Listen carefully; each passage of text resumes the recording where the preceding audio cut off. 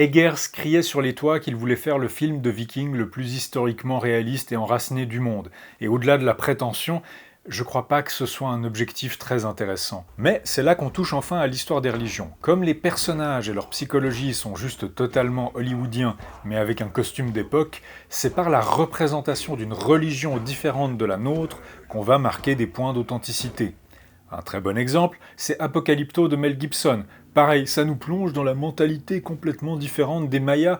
Fondamentalement, on suit un père de famille dont le village est attaqué par des pillards et qui essaye de protéger sa femme enceinte et son fils.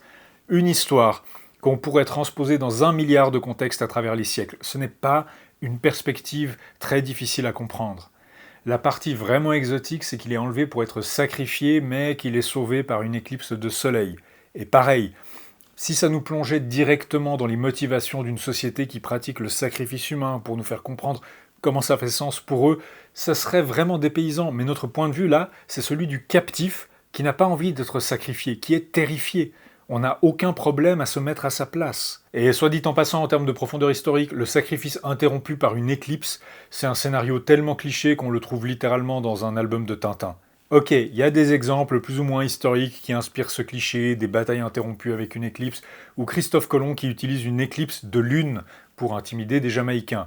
Mais c'est très symptomatique. La psychologie de nos personnages n'est pas assez exotique, donc pour créer un sentiment d'étrangeté au-delà des costumes, on doit passer par la représentation de la religion.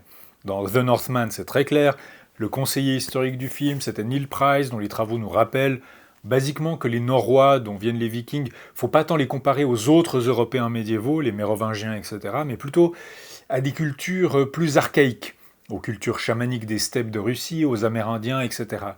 Et ici, ça passe par les scènes de rituels assez chamaniques, au début, avec le fait que leur espèce de chaman garde un crâne, ce qui n'est pas très hygiénique peut-être.